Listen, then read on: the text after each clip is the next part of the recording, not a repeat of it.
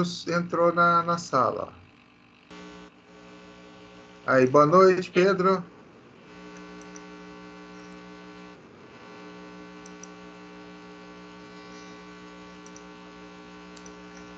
Maravilha. Eu ativei o mudo aqui só para a gente começar, tá? A gravação. Ó, já não somos só nós dois. Aí já fica... Em 3 fica melhor. Vamos lá, pessoal. Projeto de máquinas. Bom, alguns já tiveram aula comigo, né? A Luana eu sei que teve aula comigo, o Pedro, eu não sei se é o mesmo Pedro que eu dei aula. É o mesmo Pedro? Acho que não. Eu estou há pouco tempo no Pitágoras, eu vim de transferência. Ah, entendi. Tranquilo. Aí, só por gentileza, você está no AVA ou não? Tô sim. Ah, maravilha.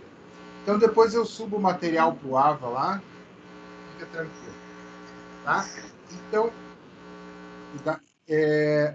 unidade 1, o livro base que a gente vai seguir, eu preparei o PowerPoint, mas ele está baseado em todos os... Ele está baseado em todos os pontos lá do livro, tá? Então, eu até vou mostrar o livro aqui para vocês verem que ele fecha certinho com o livro e tudo mais. Então, olha só. Aqui nós temos o livro, vou projetar para vocês, tá? Vou abrir o Pedro não me conhece, né? Deixa eu só voltar aqui. Ó, tô abrindo a câmera para você me ver, Pedro. Tá joia? Jefferson, prazer. Prazer, Jefferson. Então tá joia. Então vamos lá. Eu vou mostrar aqui, ó. O livro, ele basicamente... E o PowerPoint que eu fiz lá, ele está baseado aqui, ó, no livro, tá? Então, fundamentos gerais sobre o projeto de máquinas, é a unidade 1. Ele traz conceitos muito mais na parte de gerenciamento, tá? Por quê? Introdução ao projeto de máquinas, conceitos e definições. Depois ele vai trazer avaliação de aspectos técnicos e econômicos. E depois ele fecha com métodos, custos, ferramental, seleção de materiais. Então, é muito mais essa unidade 1, ela está abordando a questão do custo e o sistema de custos da parte de projeto de máquinas.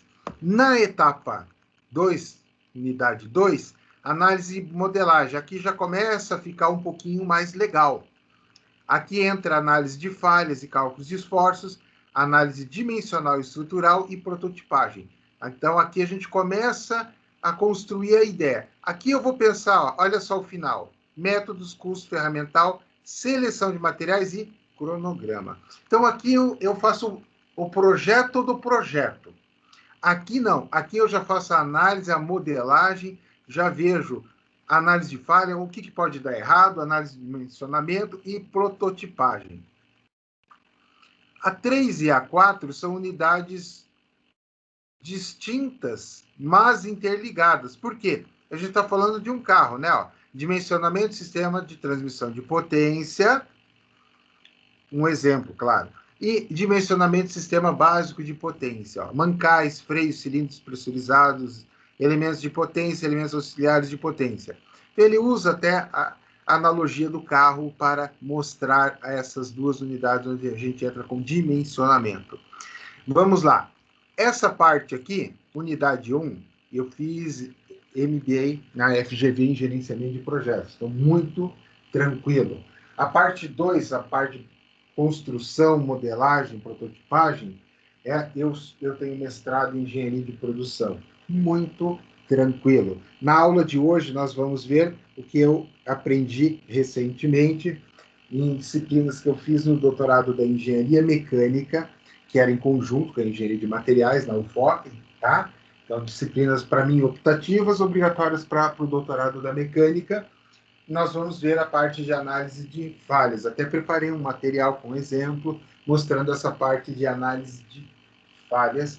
Então, eu estudei essa parte aqui bem a fundo. E essa parte aqui também, tá? Então, eu trabalhei com tratamento térmico de metais, a parte de transformações de fases. Então, toda aquela base de termodinâmica que vocês tiveram, eu tive também. Então, por isso que quando o professor Ricardo falou, Jefferson, você tem interesse em pegar? Eu falei, professor, eu não sei. Não é toda a disciplina da mecânica que eu posso dar, mas deixa eu ver se eu tenho condições, deixa eu ver se eu conheço o conteúdo. Ao olhar o conteúdo, eu vi que tranquilo. Eu falei, olha, eu consigo fazer um bom trabalho na turma, né? Evidentemente, eu vou ser bem sincero, eu preferia que a gente tivesse começado lá no primeiro dia de aula, facilitaria a minha vida. Mas a disciplina abriu um pouco depois, né? Então, a gente vai ter que dar uma repensadinha nessa parte para poder dar uma organizada. A unidade 1 é uma unidade muito light, muito tranquila, então ela tem uma certa gordura para a gente queimar, para a gente poder readequar o nosso calendário acadêmico, né? Então, readequar a quantidade de aulas que a gente... Para quê? Eu quero não mexer no segundo semestre aqui, ó. Essa parte aqui é fundamental, unidade 3 e 4, para a gente trabalhar bastante os cálculos, os exemplos. Ah, professor, vai ter cálculo, exemplo e etc. Vai. A gente vai pegar e calcular? Vai. Tá? Então, a Luana fez desenho técnico comigo. Então, ela sabe como é que eu trabalho. Eu trabalho muito com o conceito prático da disciplina. Entendeu? Então, porque eu penso assim, não adianta a gente trabalhar de forma muito assim, superficial, mais conceito, mais teoria. Não, a gente tem que ir no que é a parte prática da disciplina, porque é isso que vai te fazer diferença na tua formação lá na frente, né? Então, na Caluana a gente desenvolveu toda uma modelagem e eu espero que todos os alunos ali, ou a grande maioria, tenha aprendido o desenho técnico e ver as peças em 3D e tenha ajudado isso no CAD. Certo, Luana? Certo, professor. Você também deu uma matéria que a gente falou sobre carros híbridos também, o senhor lembra? Lembro. Lá no. Essa foi também no começo do. Foi uma Foi, das acho que primeiras. foi a primeira matéria que você deu. Eu acho que era introdução à engenharia, mais ou menos assim. Eu achei que o senhor ia dar resistência dos materiais 2, porque envolve Então, muita parte civil, né? Que é sua área também. na verdade, envolve toda a parte de civil. É que assim, eu posso trabalhar em várias disciplinas, né? E aí nem todos os professores têm essa condição. Aí o Ricardo tenta mais ou menos ajustar um pouco o povo, entendeu? Então, e a resistência do avançada, né, ou resistência 2 tanto faz, eu fiz uma disciplina a nível de doutorado. Vocês fizeram cálculo diferencial, né? Sim, Vocês chegaram a ver a equação de Airy? chegamos. Então, ela é toda a dedução da resistência avançada por equação de Airy, que eu vi. Pensa que legal. Então, sofri. Assim, a professora é daquelas bem rígidas, assim, e o livro tudo em inglês para ajudar, né? E faz parte. Mas, vamos embora, deu certo. E quem sabe em outra oportunidade, o Ricardo, ele sabe que eu sei dar a disciplina, eu deixo na mão dele para ver.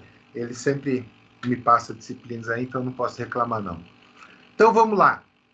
Fundamentos gerais sobre o projeto de máquina. Essa é a primeira unidade, tá? Então, o engenheiro mecânico, por sua versatilidade de conhecimentos, pode trabalhar em diversas áreas. Uma delas é a parte de projeto, particularmente o projeto de máquinas e equipamentos. Vamos lá. Então, olha só, isso aqui é uma coisa que eu converso muito. Meu melhor amigo, ele se formou na UFSC em engenharia mecânica. E a engenharia civil e mecânica estuda os 2 primeiros anos quase que junto. São meia dúzia de disciplina, nem isso. Bem menos até. 3, 4 disciplinas lá, que é específica para a engenharia civil e específica para a engenharia mecânica. Assim como na civil, na mecânica, ocorre o fenômeno, o povo quer ir para... Na civil, o povo quer ir para a obra. Na mecânica, o povo quer ir para onde? Quer ir para campo. Quer ir para o que eles chamam de chão de fábrica. Ok? Mas eu digo e repito, assim como eu digo para o povo da civil, eu digo para o povo da mecânica. A parte de projeto paga muito bem. É uma parte muito top, muito boa, ela paga muito bem. Tá? Então, pensa com carinho, porque vale a pena, de repente, uma especialização, alguma coisa, e partir para essa área de projeto, para quem gosta. Então, essa parte de projeto. Trabalho em projetos, professor. Ah, você trabalha? Trabalho. Que legal. Trabalha com o quê? Eu trabalho com projeto mecânico mesmo, na Progen, não sei se você conhece. Não. A gente presta serviço principalmente para Vale e para as mineradoras em geral. Desenvolvendo ferramental? Não. A gente é mais projeto em nível conceitual. FEL2, FEL3. Entendi. Não, muito legal. Para você vai ser tranquilo, né? Com exceção das unidades 3 e 4 ali, que é onde a gente se aprofunda mais. Tá? Então você sabe que projetar máquina não é algo fácil. Sim. Né? Então, é uma coisa que você precisa fazer bem feita e tem que ficar atento a todos os detalhes. Né? Então, na seção 1.1 do livro, o que a gente vai ver? As etapas que devem ser cumpridas no projeto de máquina para ser bem executado. Construção do cronograma do projeto.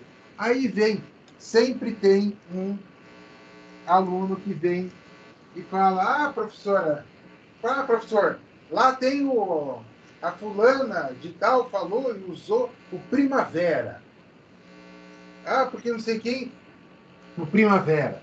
Pessoal, MS Project e Primavera, eles trabalham rigorosamente na mesma filosofia, que é você traçar a linha de fluxo de desenvolvimento, né? Você constrói a rede PERT CPM, determina o caminho crítico, traça as metas, e aí a questão é planejar. Pedro, acho que o teu áudio está aberto. É planejar custo.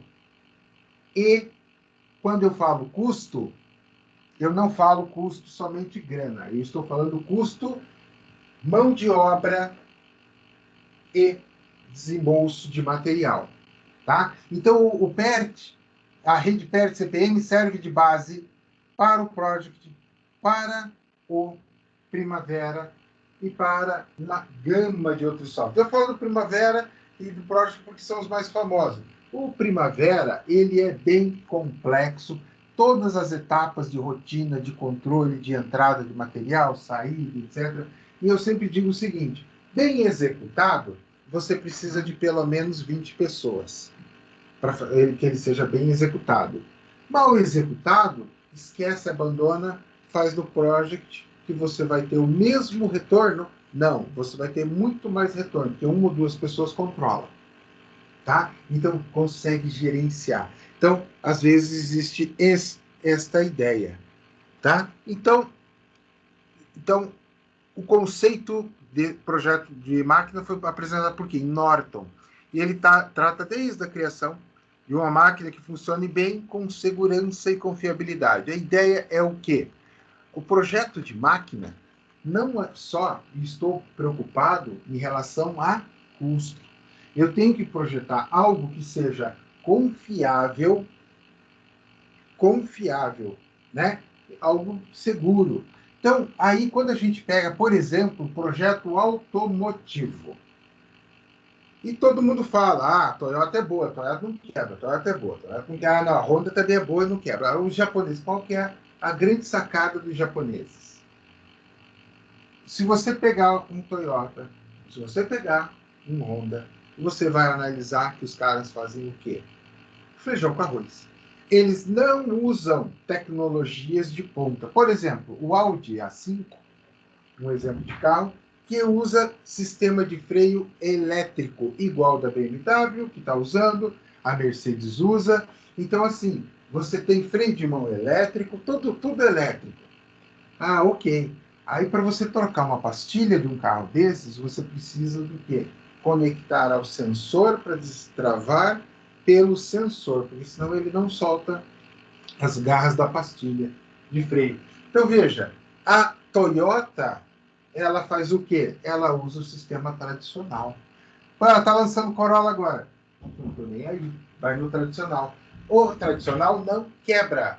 Então, daí vem a fama de confiável dos Toyotas. E até pouco tempo atrás, eles deram agora uma melhorada no design. Nem bonitos os carros eram, né? Então, eu tive um Corolla daquele um pouco mais antigo, né? Tive um desse novo. O que acontece? O Corolla não é um carro bonito, maravilhoso, assim. Se você olhar, tem outros carros muito mais bonitos.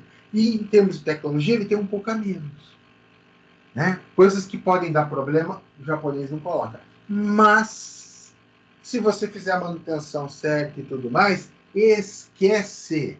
Ele dá prejuízo, ele mata de forma em oficina, porque ele não dá manutenção. Então, ou seja, isto é o conceito de confiável, né? Então, aqui ele fala daí na 1.2, ele vai abordar a avaliação de aspectos técnicos e econômicos. Então, um carro, a estrutura dele é feita toda do quê? De aço. Ah, ok.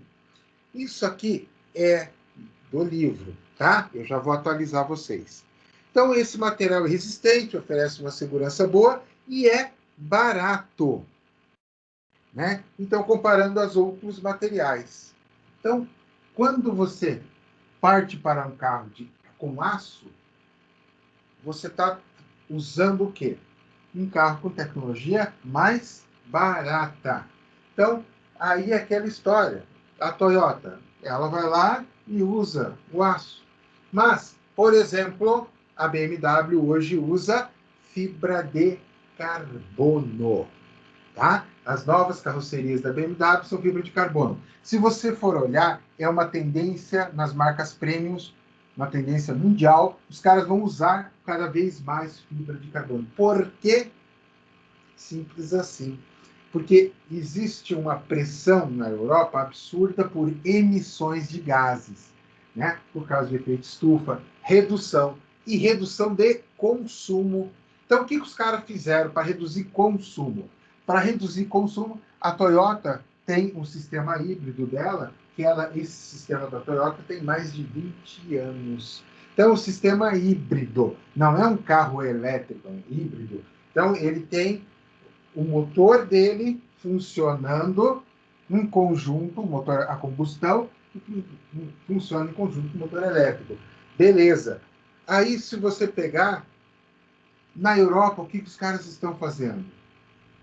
Investindo em troca cada vez mais de material. Então, alumínio é outro material que é utilizado em larga escala em carrocerias de carros, mas, evidentemente, não existe almoço de graça.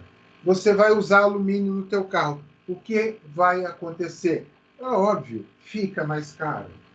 Aí ele fica mais leve, consome menos? Ok, mas ele fica mais caro. Então não me interessa um carro que chegue lá na ponta para o consumidor muito caro. Então esse é o aspecto econômico. Então eu tenho tecnologia mais avançada, acabei de citar duas, a de alumínio e fibra de carbono. Mas eu vou usar o aço porque o aço está mais barato. E eu posso ainda fazer o quê? Posso usar aços, vai fazer uma variação dos aços para aços ultra-resistentes, né? Então, que tipo de aços são esses? Então, lá, aí vocês vão lembrar lá dos processos térmicos, né?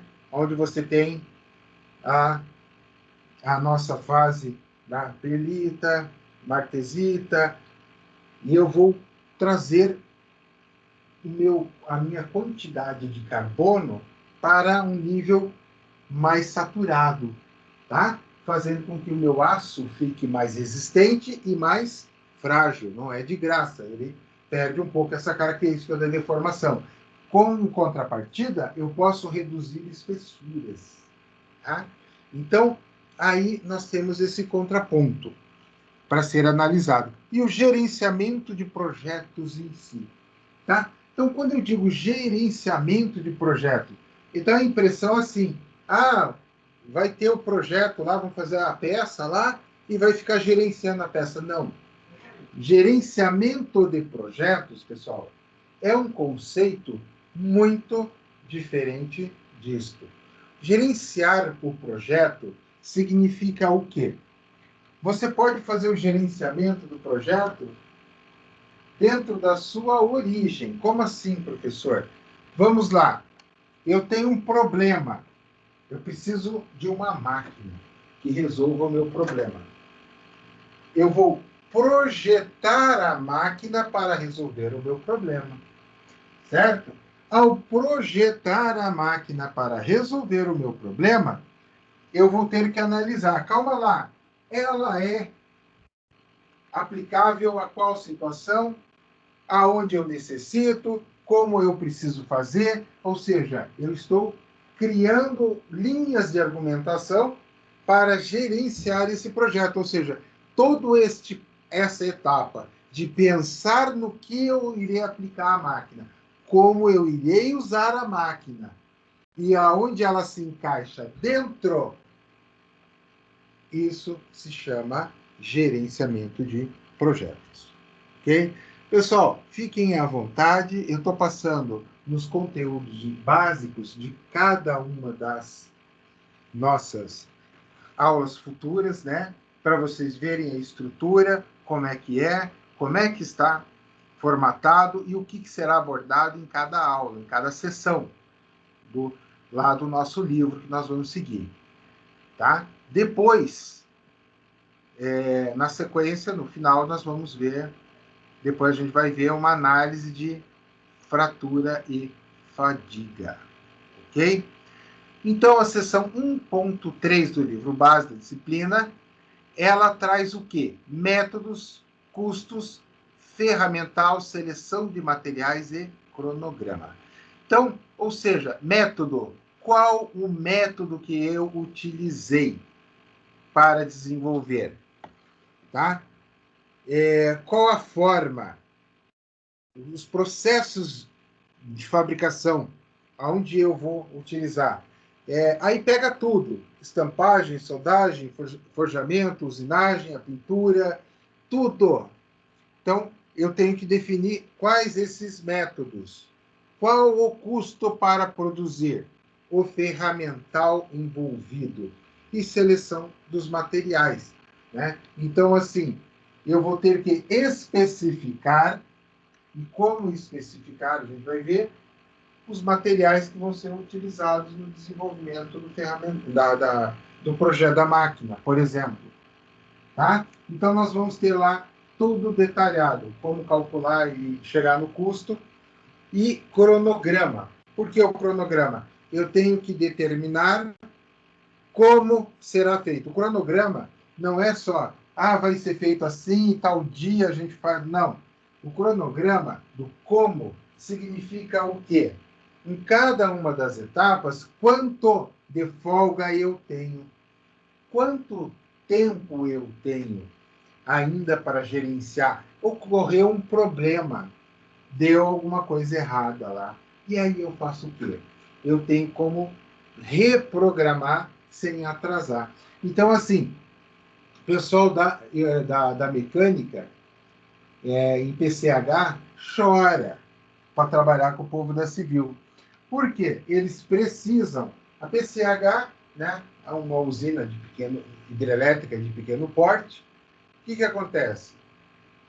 Eles têm que fazer toda a estrutura da casa de máquinas, reservatório, tudo, toda a estrutura, enfim, ali da PCH, para depois instalar a parte mecânica.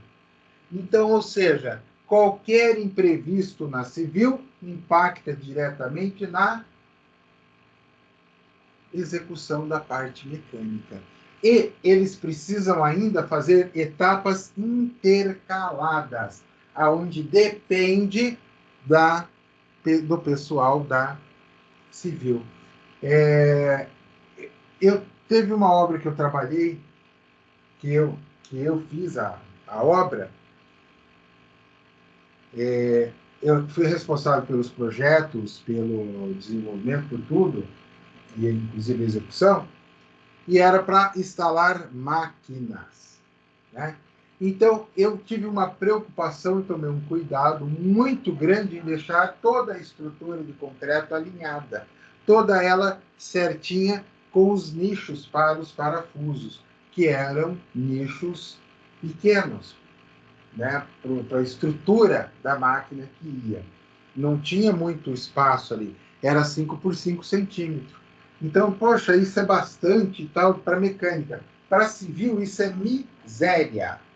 Para civil, isto é miséria. Imagina você fazer uma forma de concreto, preparar tudo. Então, assim, esse ajuste dos dois, ele só funciona e dá certo se você tiver o cronograma. Tá? E a ideia é essa, desenvolver o projeto da sua concepção até o final, até transformar-se em um produto.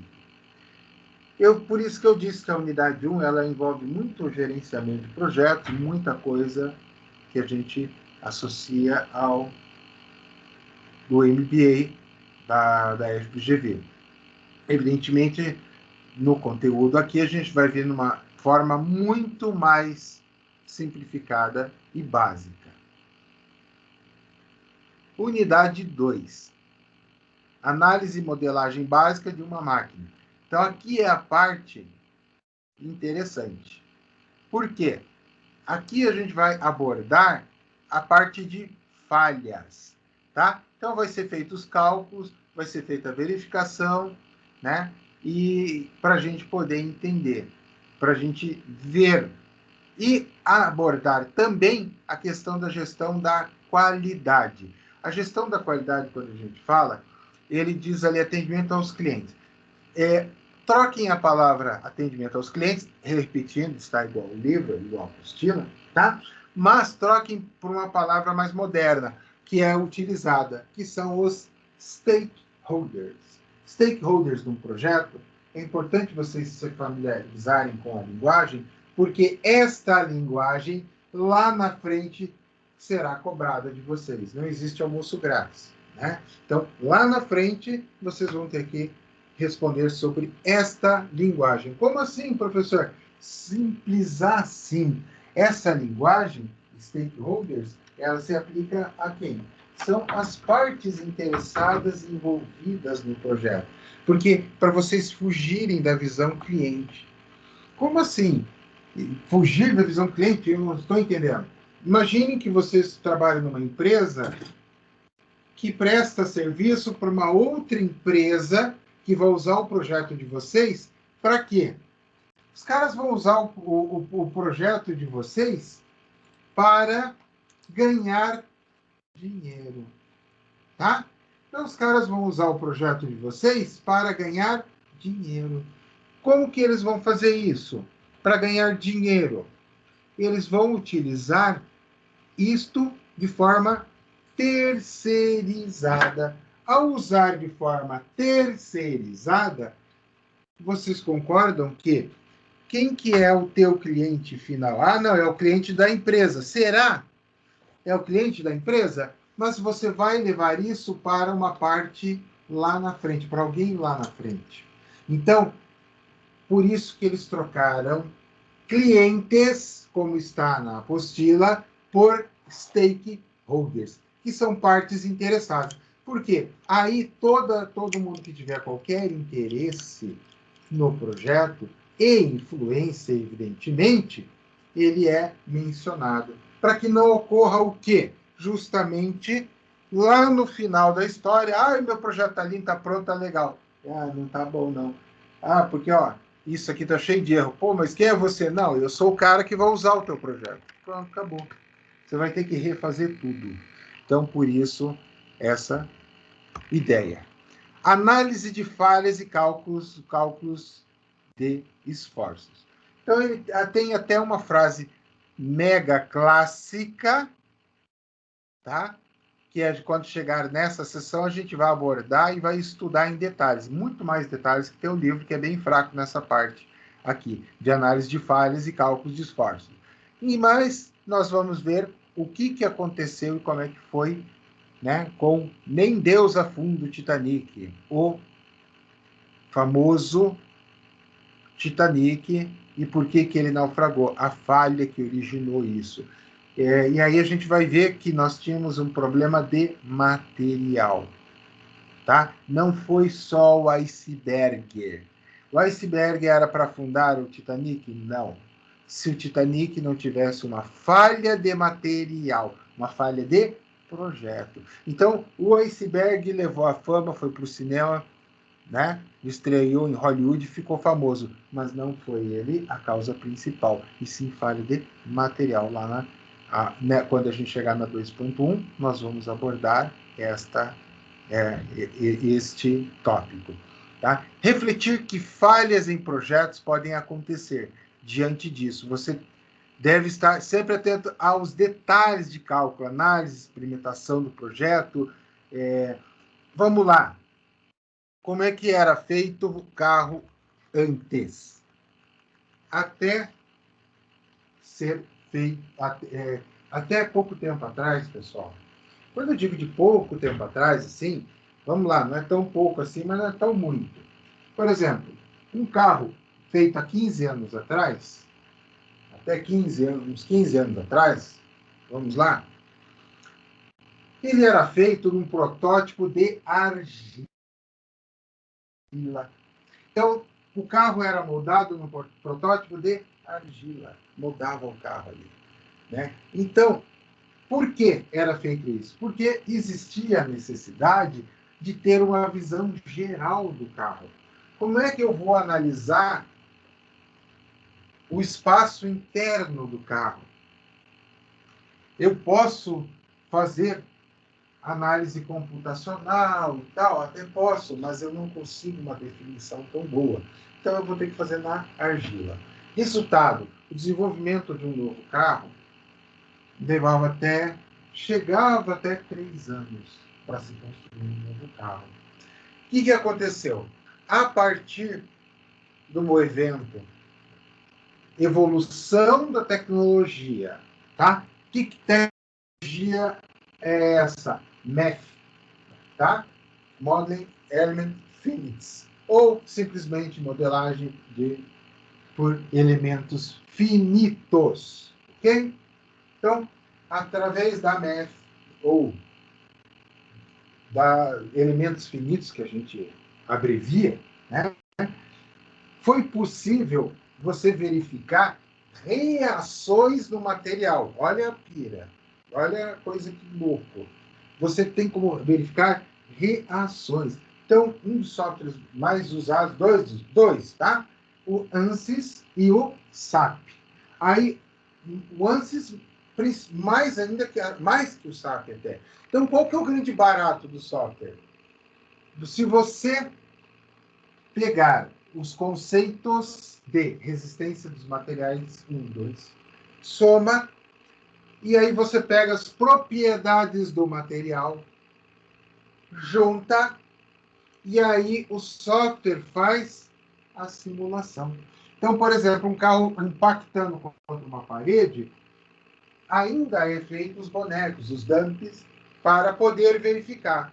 Mas você já tem como montar o carro projetar, detalhar e ver aonde precisa de mais aço, aonde está tranquilo, aonde não vai me dar problema, e eu posso fazer todo esse equilíbrio e gerando um carro eficiente. Como assim?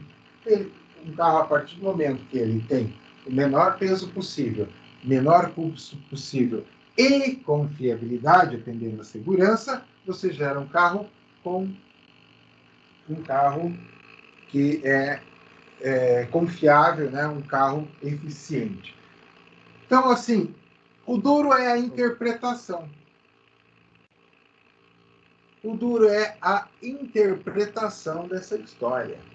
Então, nós tínhamos até 10 anos atrás, mais ou menos, nós tínhamos o Latin Cap, né? O Eurocode, que era utilizado como parâmetro de segurança. E aí você tinha, por exemplo, lá na Índia tem o parâmetro dos caras, lá na China. Então, nós estávamos nivelados por baixo. Por baixo. Tá? Então, nível de segurança nosso era similar ao da Índia. Resultado, o Renault Kwid, quando foi lançado, o Renaultzinho da Kwid, aquele micro SUV da Renault, que é um popular com a suspensão elevada, na verdade, mas tudo bem, vamos lá. O que aconteceu? Esse carro foi para o mercado. Ao ir para o mercado, na Índia, onde ele foi desenvolvido, fez sucesso. Pô, esse negócio é bom, hein? A gente enganou os bobos aqui, vamos enganar os bobos lá no Brasil também, vamos levar para lá. Trouxeram para cá para usar ele direto. Só que daí ocorreu a mudança da Latin Cap. Então, a Latin Cap, na verdade, nada mais é que uma cópia meio na cara dura das normas europeias. Então, nós pegamos as normas europeias e copiamos. Isto é ruim? Negativo, né? Então, quando a gente fala em normas técnicas para a área de engenharia mecânica, as principais são as DINs, que são as normas alemãs. Então, não tem demérito nenhum nisso. Pelo contrário, resultado, o Kwid atingiu 2 estrelas. Isso é um péssimo resultado. É mais ou menos como vender com adesivo. Não compra porque não é seguro. O que os caras fizeram? Né? Então, refletir as falhas em projetos que podem acontecer. Eles foram lá, pegaram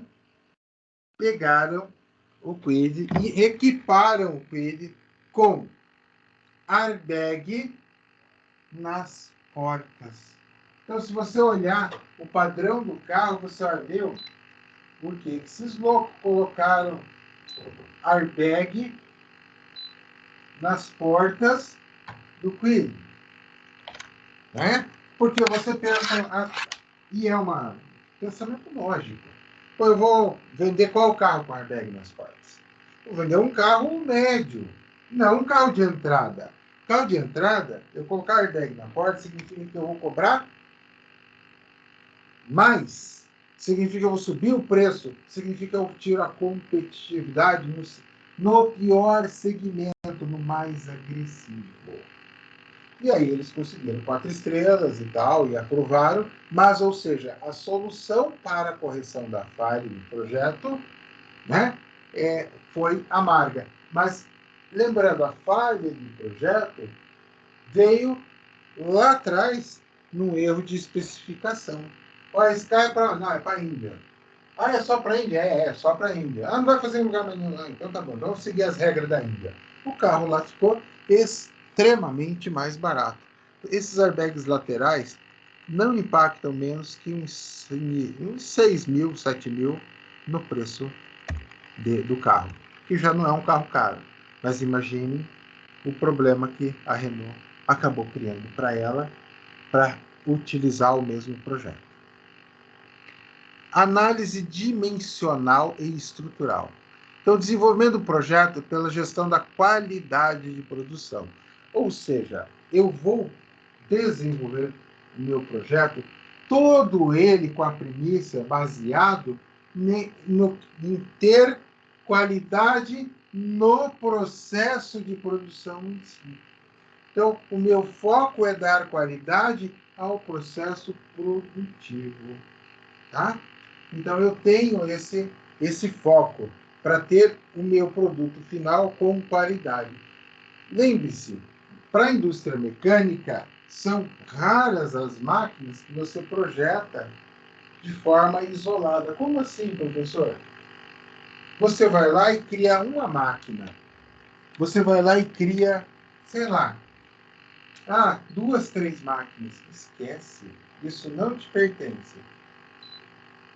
Você sempre estará criando não uma máquina.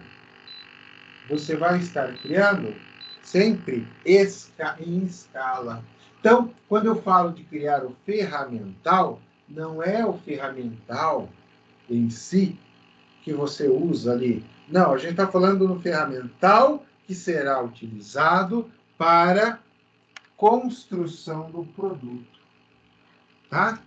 Então, tudo tem que ser analisado em relação à qualidade. Os esforços, tração, compressão, torção, todos os esforços que a gente já viu, já estudou em matérias passadas, lá na nossa querida disciplina de resistência dos materiais.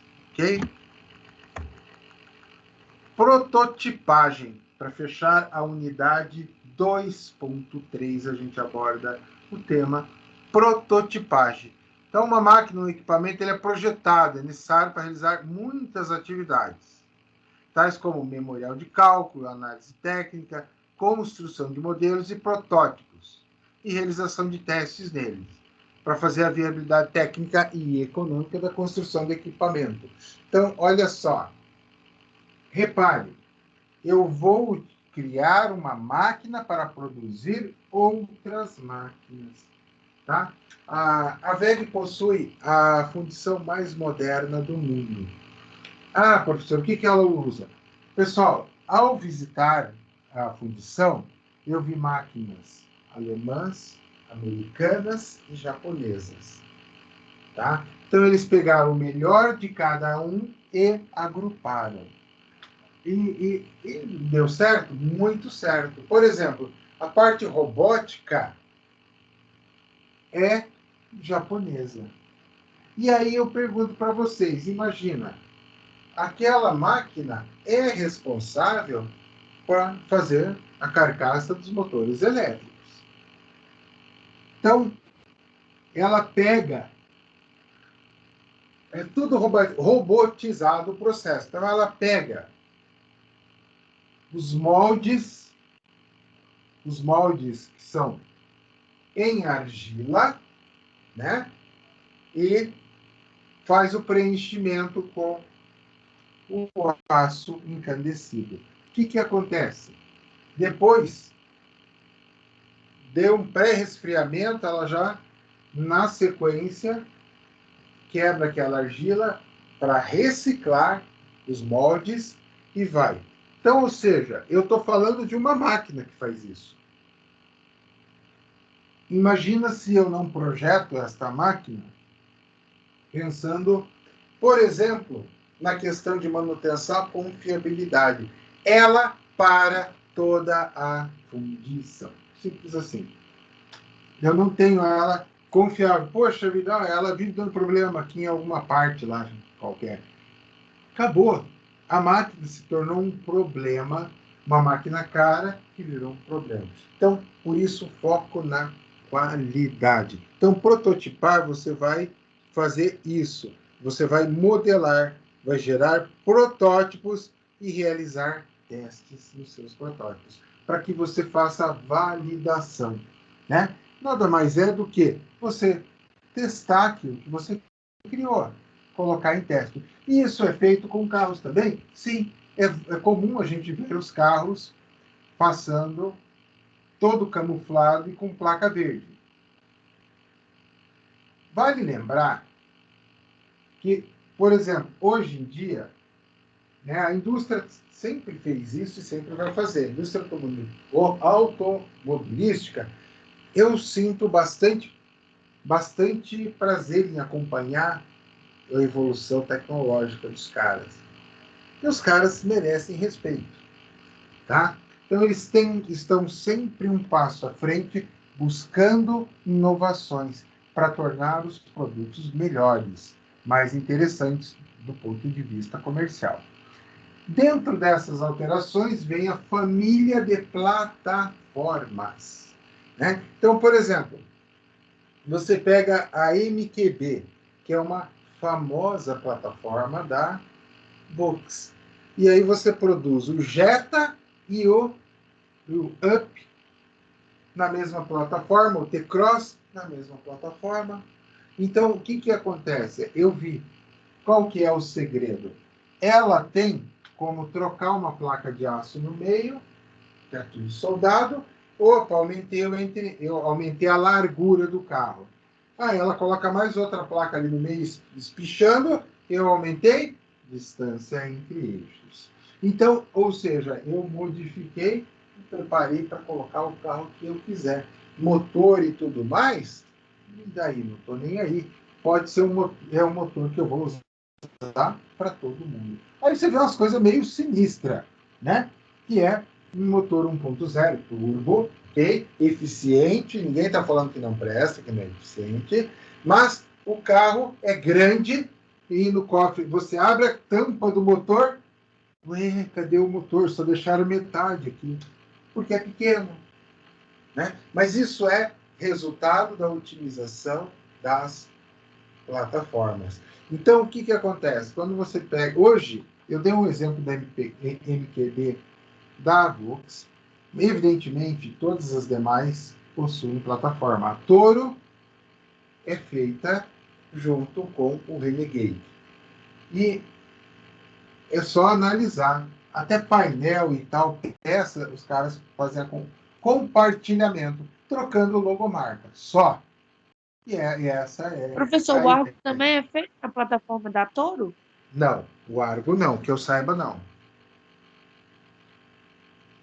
Mas o Renegade e o Toro são a mesma plataforma. E se você olhar por dentro, eles usam até a mesma base de painel. É uma coisa assim meio nervosa mesmo. Eles usaram muito material similar. E o Compass eu não vou afirmar 100%, mas eu tenho quase certeza que o Compass é a mesma plataforma. Tá? Então, o que acontece? Nessa ideia das plataformas, é comum os caras fazerem o quê? Montamos a nova plataforma. Põe em teste. Então, eles podem usar uma mula. Esse é o termo, mula. Como assim, professor? Eu pego um carro que já está pronto, eu vou lançar um novo. Eu pego um carro que já está pronto e enxerto a plataforma, a parte de baixo, lá na parte inferior, do novo carro que vai ser lançado e acabou, já era. Se nós pegarmos e olharmos, a ideia é uma ideia muito interessante. Acelera o processo, tá? E aí ele traz a prototipagem para a análise de elementos finitos, que eu já citei lá no começo da unidade, né, 2, para ver como é que são os cálculos, etc., para poupar testes e ensaios. Tá? Alguma dúvida até aqui? Não, tá super tranquilo. Queria só duas coisas. A primeira é em relação aos projetos 3D, que é quais programas que vocês costumam usar. Eu não fiz a disciplina com vocês, né? Então eu queria saber o que você ensinou lá em desenho. Tá, vamos lá. Como diria o filósofo Jack, o estripador, vamos por partes. Eu trabalhei com a turma Desenho, que tipo de desenho? O desenho técnico, na prancheta, tá? Mas, o que se usa? Em geral, é comum o povo trabalhar com AutoCAD e SolidWorks. Sim. E agora? Pode falar. Não, é só porque agora é exigência da Vale que a gente fique na plataforma da Autodesk. Sim. Aí tem uma outra vertente que é você utilizar a plataforma Autodesk, mas você utilizar o Revit.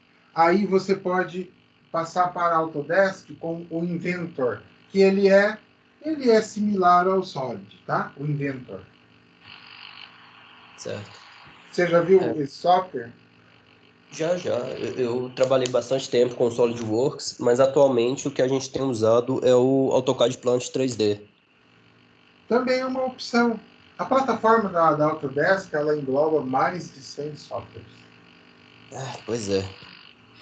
Mas é basicamente o Plant 3D e o Revit que a gente usa. Porque depende do tipo de projeto mecânico que você for fazer. Agora, se você partir para análise, é ANSYS.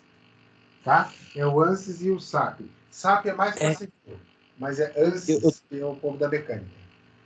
Eu tenho acesso ao Robot, que é da Autodesk. Né?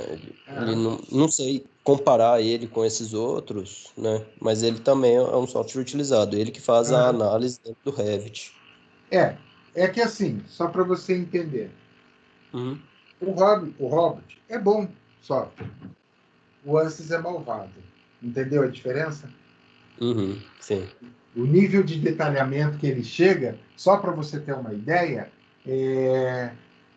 o povo utiliza muito para produção acadêmica. Entendeu? É que nem o próprio SolidWorks, a simulação dele é nível acadêmico, não dá para você confiar, né? Não, você não entendeu. Quando eu digo acadêmico, eu estou falando nível de publicação de mestrado e doutorado. Sim. Entendeu? Certo. O Solid, ele é a nível light, tá? Assim, o Solid não é ruim. Não vamos falar mal do Solid assim, é que é ruim. Não é ruim. Mas ele é básico, primário. Ele não chega no nível de... Porque o que você tem que analisar? O poder de fogo do motor e da tecnologia embarcada. O ANSYS, ele tem... Você conhece o ANSYS? Assim, eu nunca cheguei a ele não, mas conheço. Tá, vamos colocar aqui, ó.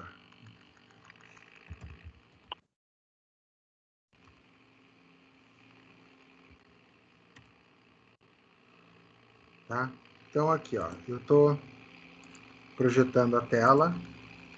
Ó, o ANSYS tem aqui o software, tá? Tem lei aqui, Free Student Software Analysis Student, tá? Engineering Simulation Software Projects, ANSYS. Beleza? Então, se você for analisar, aí você tem aqui N possibilidades de análise computacional. Imagens dele. Olha só. Aqui é uma análise de tensões. Tá vendo? Vamos olhar aqui no modelo mais simples, que é mais fácil ainda de entender. Eu estou vendo a análise de tensões. Aonde que eu posso ter fadiga? Opa, peguei aqui o gancho, ó. Quais são os pontos de tensões? Aonde eu posso vir a ter fadiga? Uma análise de fadiga. Esse aqui é mágico porque ele mostra muito resistência dos materiais. Tá? Olha lá. Você configurou o material. Ó, estrutura. Deixa eu ver, tá meio ruim para ler aqui, mas vamos lá. Ele quer saber a total deformação. Deformação total em milímetros. Então, você carrega tudo nele. Não só a geometria, mas você... Tudo. Então, eu fiz a disciplina também de modelagem por elementos finitos. É uma maravilha. Fazer na mão é uma coisa bem legal, né? São matrizes 23 por 23. Pensa, criar umas tranqueiras dessa. Então, para elementos simples, tá? Para essa parte aqui, ó, isso aqui já me daria uma matriz uns 30 ou 40. Sem os furos. Coloquei os furos, então, aí... Então, ele faz toda a modelagem. Ele está me dando aqui, ó, aonde eu vou ter maior deformação nessa peça. Então, eu faço a simulação, o carregamento. Isso aqui. Eu quero saber o desgaste gerado aqui. Quanto tempo? Qual a durabilidade? Então, tudo isso ele vai te dar. Então, até que... Ó, aqui, ó. Essa ficou mais legal porque ela está mostrando por gráficos as áreas críticas. Então, opa, calma lá. Eu sei que aqui eu vou ter uma área crítica por causa do parafuso, sujeita a uma trinca por fadiga. Eu sei aqui a minha área de contato está ok. Vamos pensar um sistema de peão cremalheira, que é isso aqui que estava sendo mostrado. Então, essa peça aqui está em mais ação que essa peça, repara. Pode ser pela inclinação. Evidentemente, a gente está fazendo uma análise em cima da imagem, né? Mas tudo indica que eu tenho mais carga nesta peça do que nessa peça. É só olhar pela distinção das cores. Tá? Então, ele te permite isto. Esse nível de detalhamento, de esforços. Ó, outra peça. Aqui é a parte crítica, ok. Então, aqui... Vamos ver. Fadiga. Vamos colocar a palavra mágica, que daí ele traz coisa boa. Olha só. Aí, análise de fadiga. Então, ele traz aqui, ó. Tipo, a deformação. Essa ficou legal, ó. Ele está trazendo quanto ele deforma. E aí ele vai trazer as áreas críticas, aonde eu vou ter ruptura por fadiga. Ok? Então, eu acho muito interessante, muito legal essas modelagens. Ó, a pior parte, ó, tá marcada aqui. E ele traz tudo em detalhes, ó. Esse, ó. Não, o outro estava com mais informações para a gente ver. Olha a escala, ele está trazendo. Ó, esforço. Yield force. Yield strength. Tá? Então ele está trazendo o nível de esforço, ó. Então, opa, aqui está tranquilão, aqui também, aqui não, aqui está feia a coisa. E aqui é o ponto mais extremo. Tá? Então, assim, esse nível, ó, análise de desgaste mecânico, ó. Ele vai analisar a área. Olha aqui, ó. Ó, de um escape, tá vendo? Aqui ele está mostrando o ponto de contato onde ele faz a análise. Se você pegar por aqui, mesma coisa. Ele analisa essa parte onde ele concentra as tensões. É muito legal. É fácil de trabalhar com ele? Eu considero fácil. Essa aqui é o exemplo clássico da viga. Por quê? Porque você configurou o material. O desenho é complicado. Não, o problema é seu. Né? O teu desenho é complicado em qualquer software. Não adianta. Se o teu desenho for simples, ele vai ser simples em qualquer software. Então, não pode ser um parâmetro. O que tem que ser o parâmetro? A entrada de dados. E nele é uma entrada de dados fácil. Tá? É uma entrada bastante fácil. Você carrega as bibliotecas. É muito tranquilo. Olha só.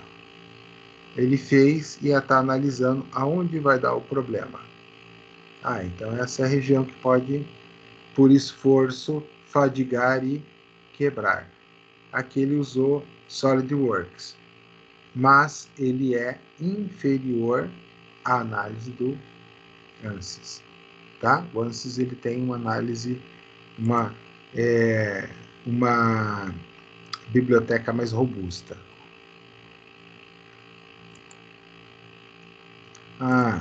Aqui, ó. Fadiga de um pedal de freio, ó.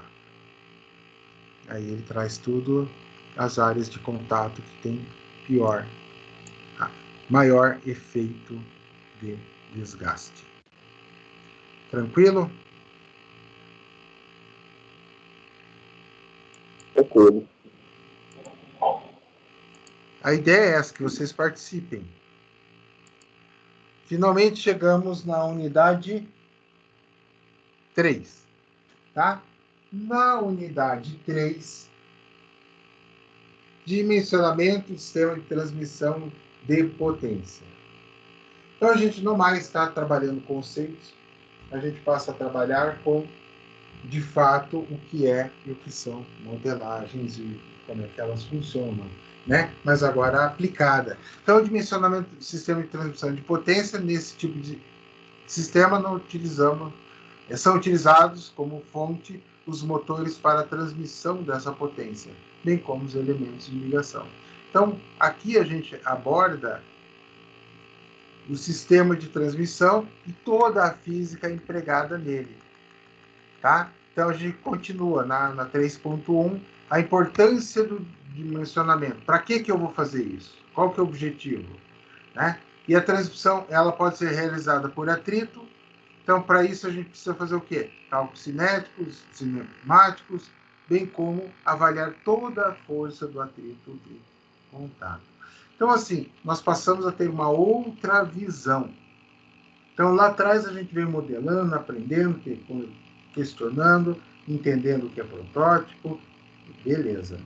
Evoluindo a conversa, a gente chega aqui, que é a hora que a gente começa a entender como são feitas as coisas.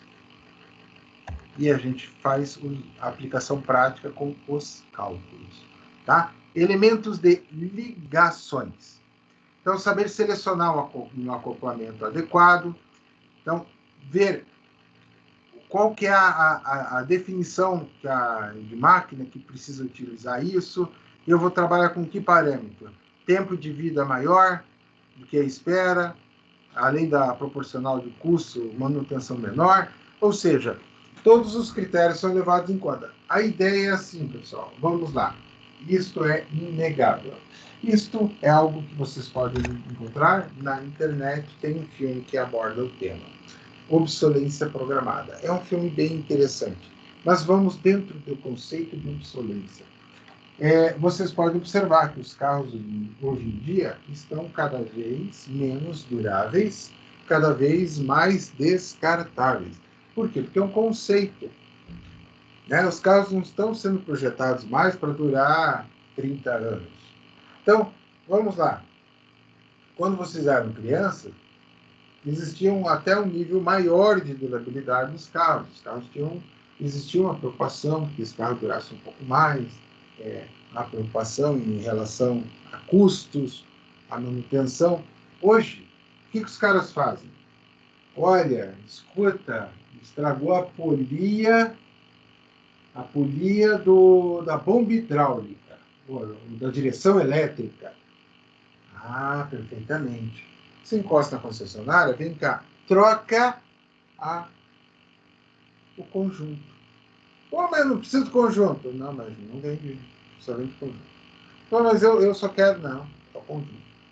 Ou seja, a ideia é, cada vez mais, agrupar as peças, aglutinar e vender em blocos. Não vender uma peça, eu preciso de um rolamento que custa R$30 para arrumar. Não, nós vendemos com o conjunto inteiro, que vai custar muito mais caro. Por quê? A ideia é essa. Custa mais caro porque a ideia é essa. A peça foi projetada para rodar, por exemplo, o carro 100 mil quilômetros. Deu 100 mil quilômetros, você quer ficar com o carro? O problema é seu. Você vai pagar caro. Pô, viu, escuta, mas vamos negociar, claro. Você pode ver, hoje em dia, que várias montadoras estão fazendo o quê? É assim, não é uma montadora ou duas, tá? Agora os caras começaram com uma outra loucura que eu já conto. Mas o que os caras fazem é o seguinte: escuta, você comprou o carro aqui. Ah, tá. Você comprou aqui o carro na, na Jack Motors. Né? Tô brincando. Deus livre. Vamos lá. Ninguém mais compra carro da Jack. Vamos lá. Você comprou o carro aqui na Fiat. Então tá, você levou teu Fiatzão para casa, tal, deu teu usado e um carnezão de 48 parcelas. Beleza. Escuta, eu tô terminando aqui o meu carnê, tá quase terminando. Fica tranquilo. Nós fazemos a recompra do seu carro usado. Evidentemente, você vai levar outro carro da marca. Escuta, mas eu comprei aqui um Uno. Não, esquenta a cabeça. Agora você pode levar outro Uno, você pode levar um Argo, um Mob, o que você quer levar para casa? Então a gente compra o teu carro. E aí depois eles desovam esse carro, as concessionárias, no mercado, e tchau, e não estou nem aí. Então, ou seja, a ideia é fidelizar e implantar na cabeça do consumidor a troca. Tá? Então, aí entra aqui, ó, custos de operação e proporcionar questão de manutenção menor. Manutenção menor? Coisa nenhuma. A gente quer que ele dure aí. Quanto que anda? Ah, vou fazer conta aqui. Não. Olha, esse povo está andando 120 mil quilômetros. Esse carro tem que durar 150 mil quilômetros. Mais que isso, não precisa. Pô, meu Deus, estourou o motor. Não dá nada. Vai estourar o motor lá na mão de não sei quem. Né? A Ford, só para vocês terem uma ideia, nos anos 2003, 2004, ela tinha os famosos motores Zertec Rocan, né? Zertec e Rocan. Estes motores da Ford vinham blindados.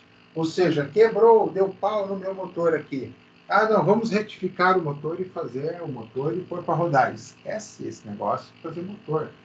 Arranca daí e simples assim. Troca o motor inteiro. Evidentemente, o mercado não engoliu com farinha e ela começou a ver que a reação do povo não foi tão boa. A saída da Ford do segmento de carros, pessoal, não foi por acaso, não foi assim, foi culpa do Bolsonaro. Pessoal, eu não estou defendendo ninguém, não estou nem aí, o problema de política não é meu, é deles, os caras que se virem lá. Mas eu tenho que falar a verdade do ponto de vista da engenharia mecânica. Ok? Então, a Ford, ela está focando naquilo que é o filão de mercado, o filé mignon. Como assim, professor? Simples assim. A Ford, para brigar em tecnologia com BMW, Mercedes, Audi, que fazem sedãs, o que ela teve que fazer? Ela teve que pegar o Fusion, projetou o Fusion, colocou no mercado. Pô, tá aí o carro para comprar. Ah, legal. Pô, ele é o mesmo preço da BMW 320.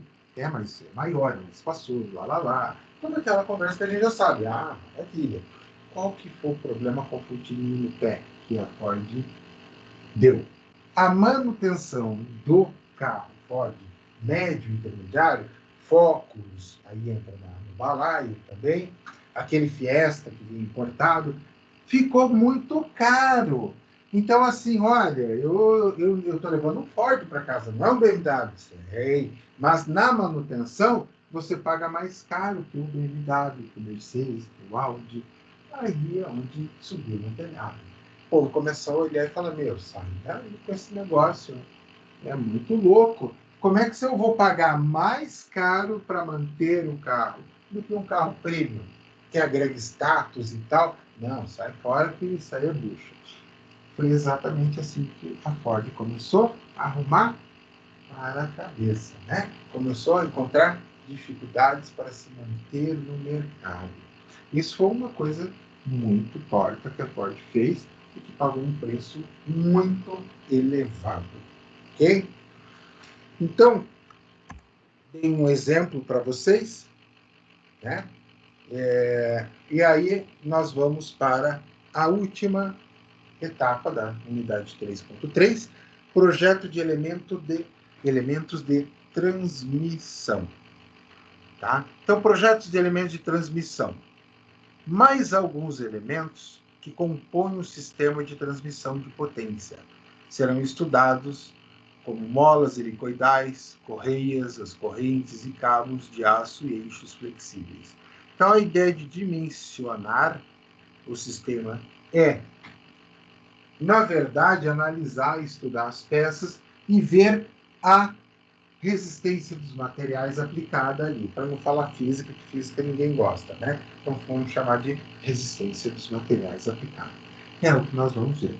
Então, essa unidade 3, ela traz muita coisa de cálculo. Exatamente igual à unidade 4.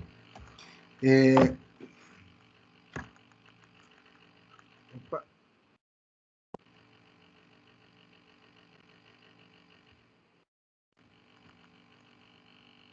A unidade 4, pessoal, que está aqui no livro, já vou mostrar para vocês no livro.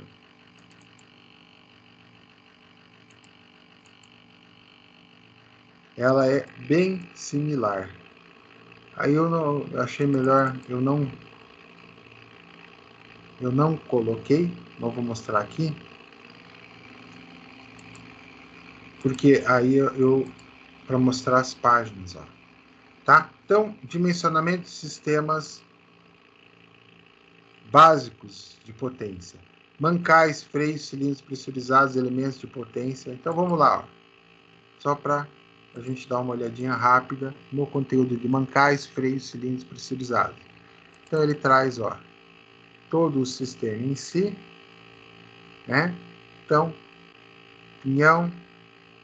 Geralmente, esse sistema aqui, ó, da engrenagem é chamado de sistema pinhão cremalheira, eixo de saída, tá? Ele traz algumas coisas, alguns conceitos que já foram vistos. Então, ele traz aqui o dimensionamento, tá? Basicamente, pessoal, não só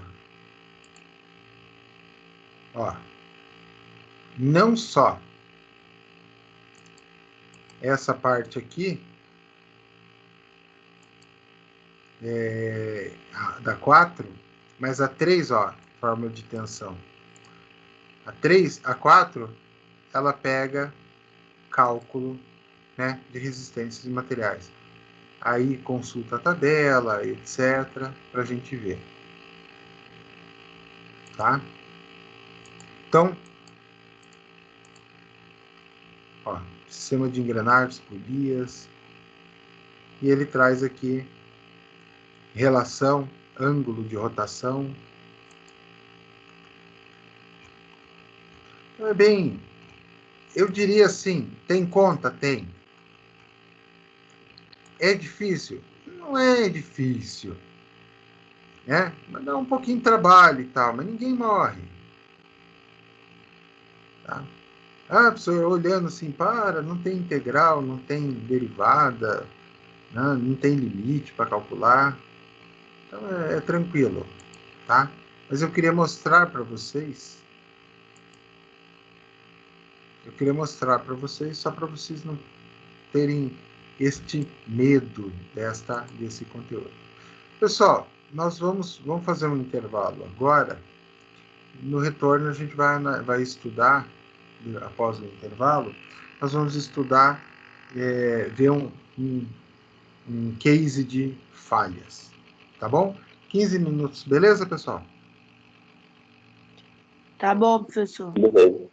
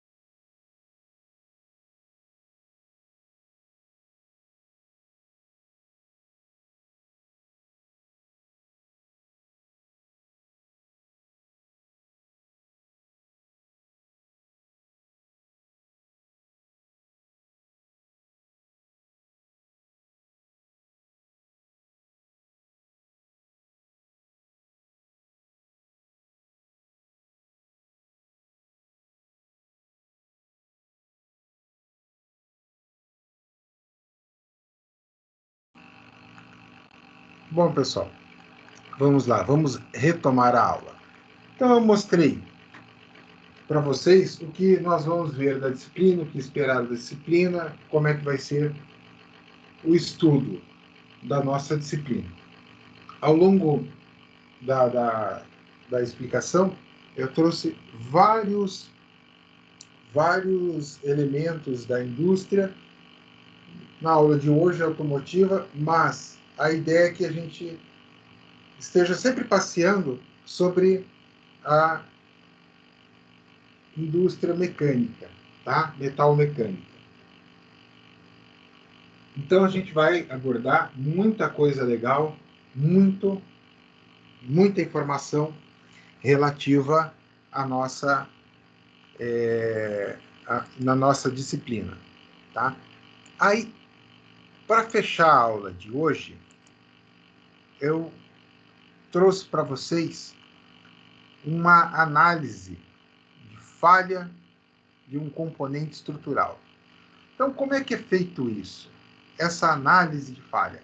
Pessoal, a análise de falha, veja, ela se iniciou, a preocupação, os estudos com falhas, em 1920.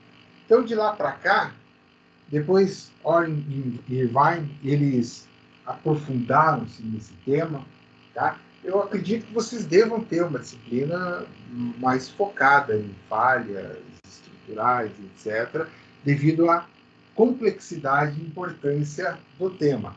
Mas eu preparei um material para mostrar para vocês verem mais ou menos a formatação das nossas aulas, né? Então, introdução, análise versus prevenção. Então, por que eu vou analisar? Porque eu quero prevenir, eu não quero falha, tá? Então, dentro deste conceito, então, nós temos, vamos lá, vamos pensar numa peça que sofre desgaste. E eu penso assim, não precisa ser peça cara. Por exemplo, pode ser pinos que fixam trilhos. Como assim, professor?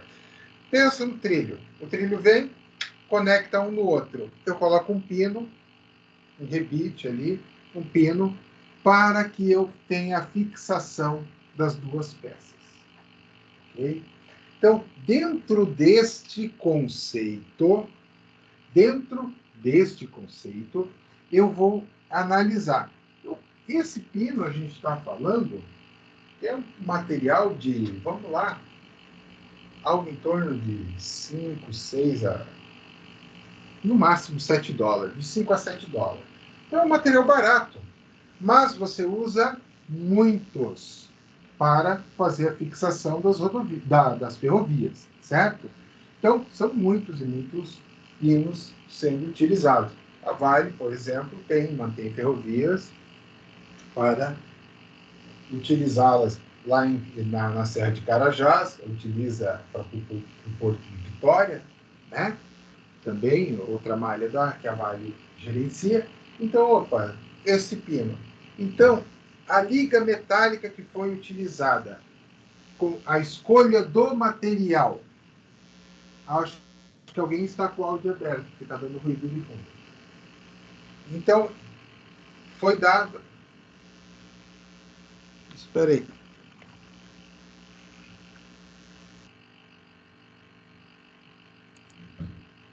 Tá? Então, foi dada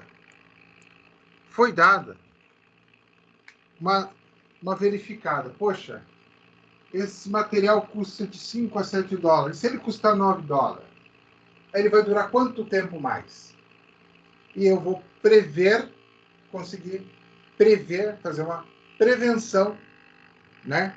Evitando essa falha. Mas eu dei um exemplo bem baratinho, mas isso poderia ser, por exemplo, um navio, um avião, né? Outro tipo de peça. Nós vamos abordar um caso particular de navios, nesse caso. O processo da falha, como é que ocorre a fratura e a função da análise de falha. Para que fazer isso? Né? Então, é um procedimento, na verdade, investigativo. Onde é que foi que ocorreu a falha? Qual o plano? Como que a gente controla essa falha? qual a filosofia de tolerância, né, desses danos, a mecânica de fratura, a engenharia forense, a gestão de análise de falha. Então, isso eu posso ter, pessoal, para qualquer coisa. Por exemplo, nós tivemos os famosos airbags da Tanaka. A Tanaka fornecia airbag mundialmente, fábrica japonesa, tal. Teoricamente, tudo top, tudo 10, só que não. Os airbags mortais da Tanaka, ao serem acionados, eles projetavam estilhaços e causavam lesões severas e, em eventuais circunstâncias, levaram à morte de vários passageiros. A Tanaka se envolveu num mega recall mundial, o qual acabou quebrando a empresa. Tá? Então, gestão da análise de falha, verificar, identificar. Então, dentro desse conceito, nós temos essa introdução à análise de prevenção. Então, o desempenho do material como resultado, como é que a gente pode analisar? Então, é mais ou menos essa figura que está aí. Tá? Nós temos essa análise. Então, eu tenho, o que eu quero? Desempenho. Ah, beleza. O que me leva ao desempenho? A estrutura, a composição, né? As propriedades e como isso será processado para que eu atinja este desempenho. Então, você vai analisar todos os materiais envolvidos. Então, um exemplo aqui de uma chapa de aço de um veículo. Evidentemente, a gente não tem como fugir muito da indústria automotiva, por quê? Porque é a indústria que detém tecnologia de ponta, né? Então, mas essa chapa de aço, ela está com problema, não está? Então eu vou fazer o quê? Uma análise microestrutural para analisar, para verificar o comportamento dela a falhas. E aí que entra tecnologias, e aí que entra o ANSYS, que nos permite fazer muita coisa. Então, dentro da análise e da prevenção, a prevenção é desempenho vida longa, é o que eu desejo. Que eu tenha o desempenho da peça e que, ao mesmo tempo, ela me proporcione uma vida longa.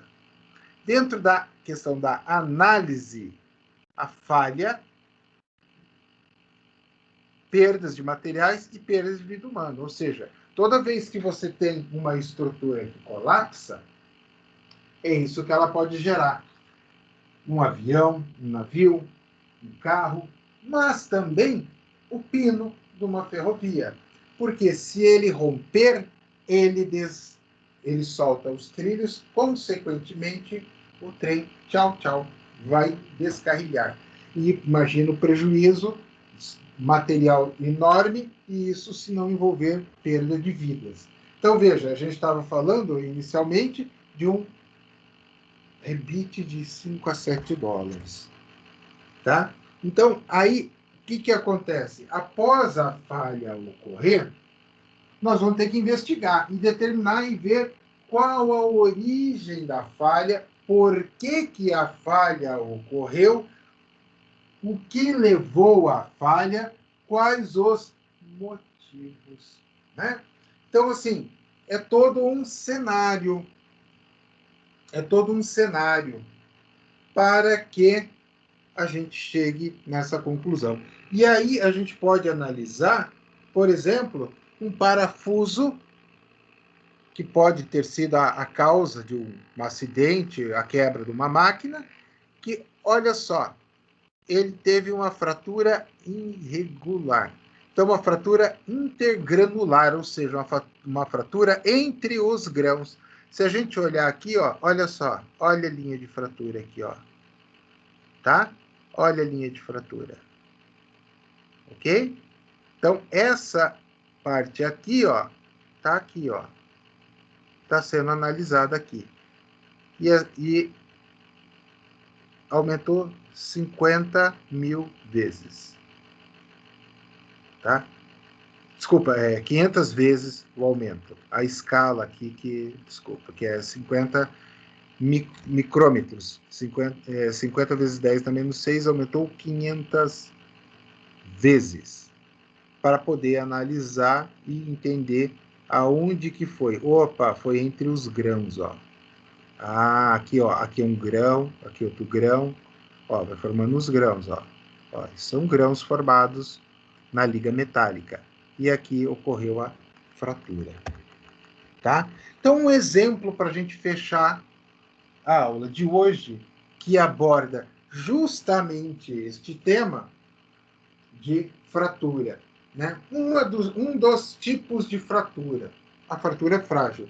Pessoal, quando a gente fala, vou classificar os tipos de fratura, nós temos que ter em mente aquele gráfico famoso da lei de Hooke, onde nós tínhamos um material se comportando de forma muito interessante. Tá? Na lei de Hooke, o material, o que acontece? Todos os materiais, né, teoricamente, são submetidos à lei de Hooke, e ele vai ter os 3 regimes: a fase elástica, plástica e o escoamento, para então ruptura. A ruptura frágil é quando você tem o término da fase elástica e inicia-se o processo brusco de ruptura. Isto é ruptura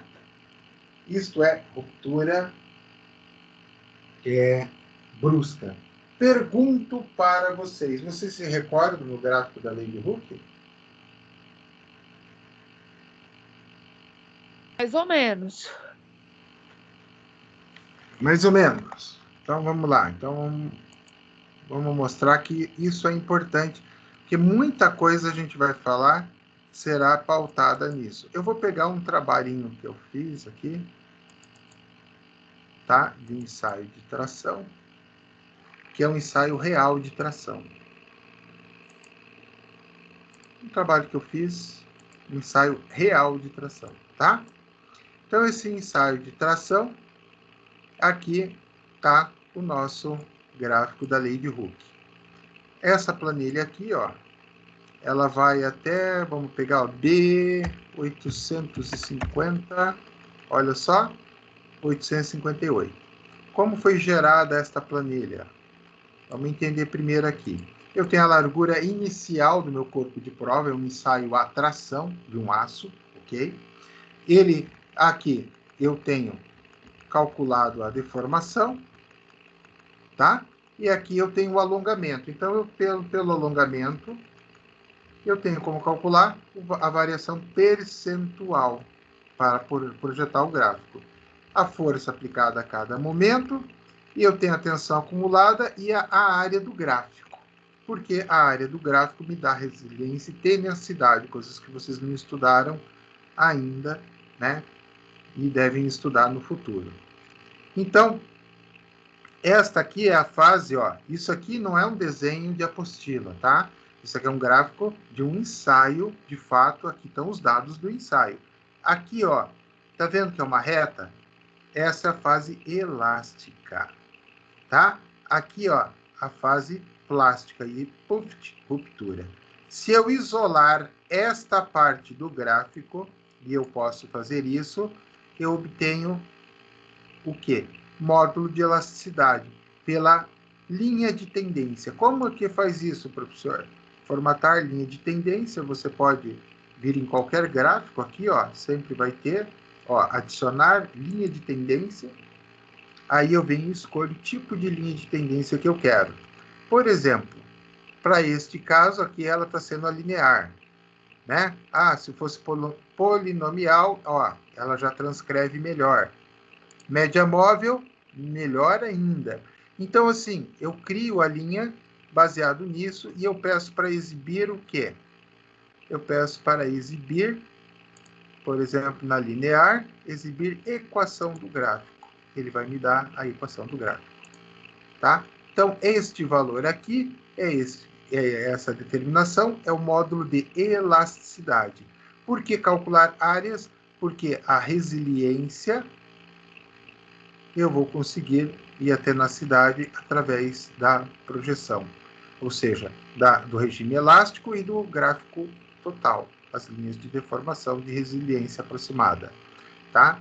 Então, isto aqui, ó, eu pego, deixa eu voltar aqui, pessoal, porque senão eu complico a vida do gráfico. Aí, voltei, tirei tudo aquilo que eu tinha feito inicialmente, e agora eu posso pegar aqui, ó, esse é o ponto da tensão máxima e esse é o ponto do escoamento, ou seja, a partir esse início aqui é o início do ensaio, o carregamento, tá? Aqui, esses dados aqui, tá? Então, isso aqui é lixo da máquina. Como assim lixo da máquina? É informação sem valor. Começa aqui o ensaio, ó, e ele segue reto dentro do regime elástico. Isso aqui é colocado numa máquina, tá? Vamos lá, já mostra a máquina de ensaio para vocês, tá? E aí aqui, ó, eu tenho essa fase de cá, que é o escoamento, começou aqui, ó, puff, vem até aqui, ruptura. Então, essa é a lei de Hooke. Mostrei para vocês graficamente na prática. E agora eu vou mostrar a máquina de ensaio de tração.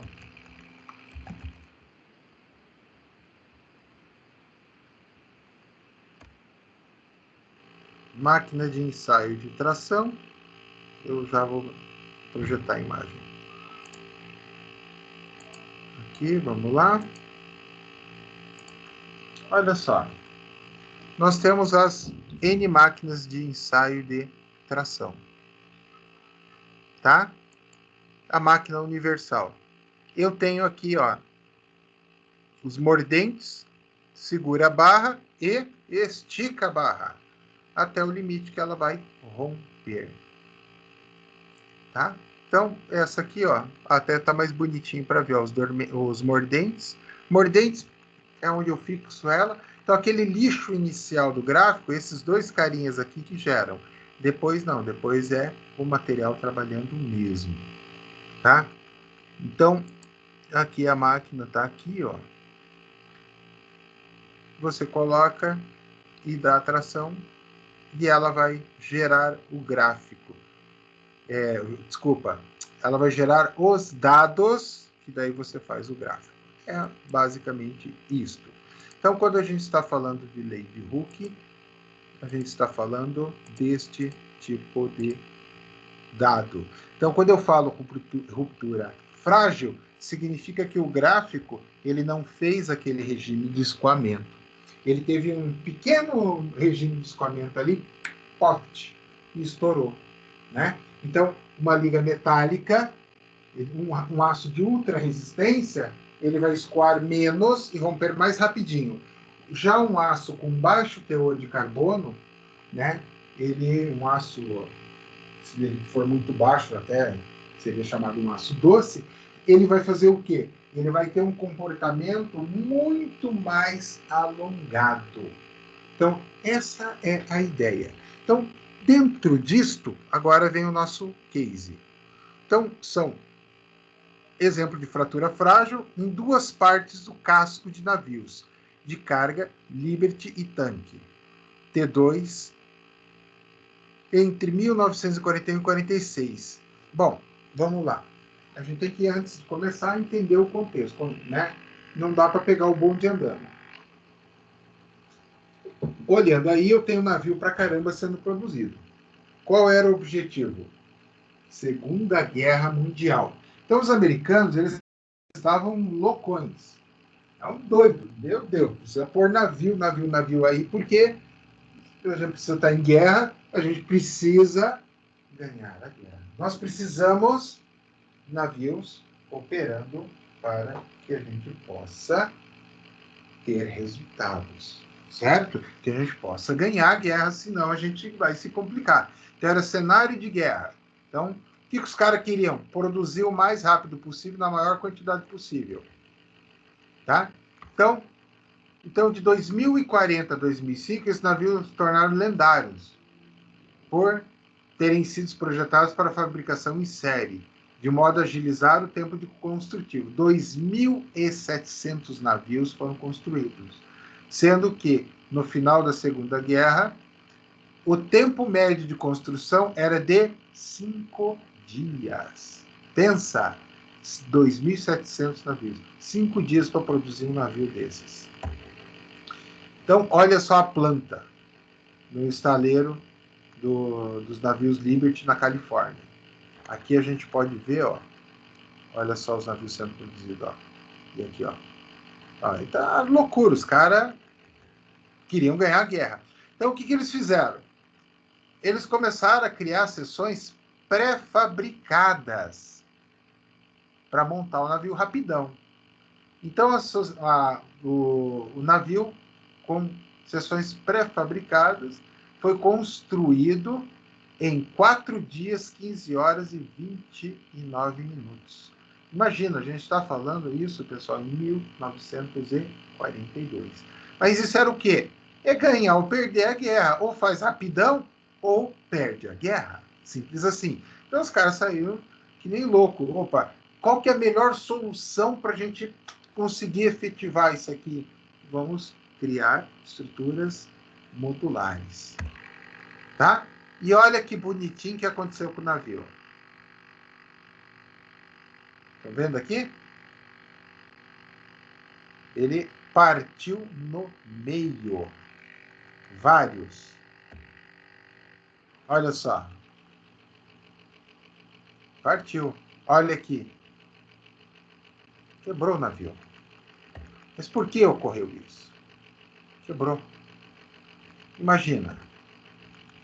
Então, opa. Aqui um diagrama, uma ilustração das fraturas, ó. Tá? Então, aqui, ó. Eu tenho fraturas aqui. Eu tenho fratura aqui. Fratura aqui. Aqui. Aqui eu tenho fratura. Fratura. Fratura. Olha só. Fraturou todo o navio. E olha outro. Ó, que maravilha. No meio. O navio partiu no meio. Tá? Então, o que aconteceu? O projeto foi mal feito, com presença de concentradores de tensões, defeito nas regiões da solda, a transição dúctil frágil e composição química do aço. Então, o aço que os caras desenvolveram, ele não... Aonde que aconteceu isso? Em águas geladas. Então, ele não tinha capacidade de suportar águas muito geladas. Então, ao água muito gelada, por isso levava ele ao rompimento frágil. Por isso aconteceu o que aconteceu com os navios, este rompimento. Tá? Então, durante a Segunda Guerra Mundial, cerca de 5.000 navios foram fabricados com a tecnologia de soldagem, que apresentava falhas. Tá? Então, as falhas ocorreram em torno de 1.000 navios, até 1946. Falhas consideradas sérias, como aquelas que a gente viu, em 200 navios. E 16 foram a pique. Foram completamente a pique, dessa forma. Tá? Então, dentro desse exemplo, a despeito das melhorias de projeto estrutural para a colocação de obstrutores de trincas, né? No caso, os rebites, e das restrições impostas na composição química do aço. Falhas por fratura frágil continuaram a acontecer. Então, um exemplo é a fratura em 2 partes da barcaça em 72, ancorado no porto em águas tranquilas. A causa da fratura foi o desenvolvimento inapropriado de elevada tensão na região de solda, durante o lastro no porão do navio. Então, ou seja, os caras estavam carregando o navio e ele não suportou e puff. O que aconteceu? As soldas apresentavam falhas. As soldas estavam gerando tensões. O que aconteceu? Aí o material fadigou. Quando ele ia para água gelada, isso se agravava e era rápido. Neste caso, em águas tranquilas, levou um pouco mais de tempo. Mas, ao carregar, mudar o plano de tensões dentro da embarcação, eles fizeram com que o navio fosse colapsado. Então, isso aí é um exemplo muito claro do que ocorreu em termos de falhas. Tá? E uma curiosidade. O navio cargueiro USS Montgomery, da classe Liberty, ele está encalhado no banco de areia e trincado. Em 1944, ele ficou ali na entrada do rio Tamisa, na Inglaterra, o famoso rio. Ele tem uma carguinha básica de 9.000 bombas.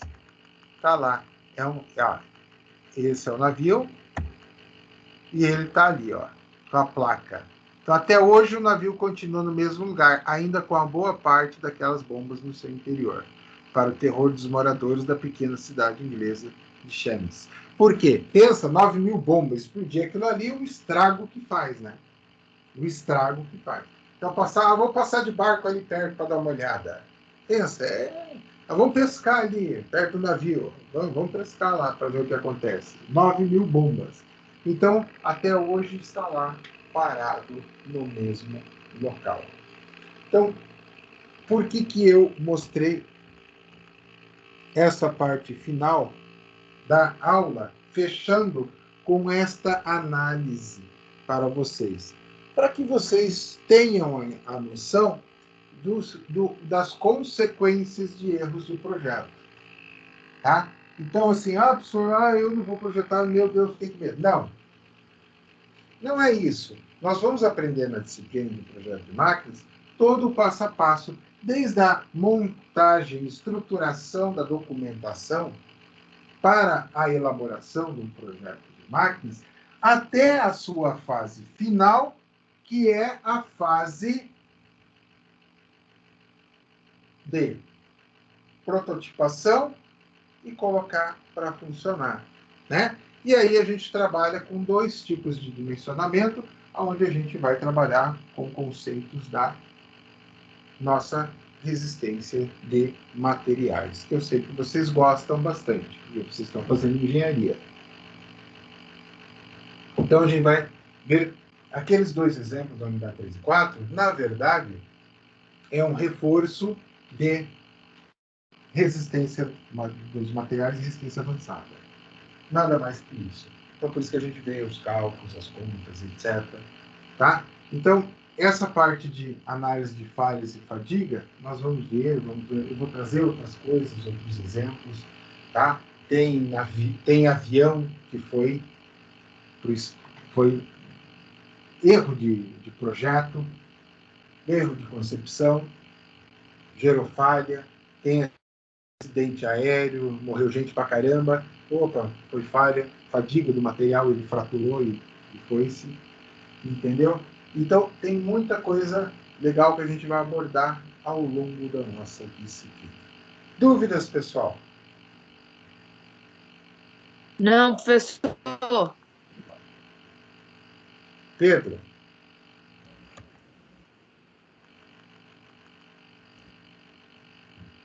Tranquilo, Pedro? Tranquilo. Bom, eu espero que vocês tenham gostado da nossa aula.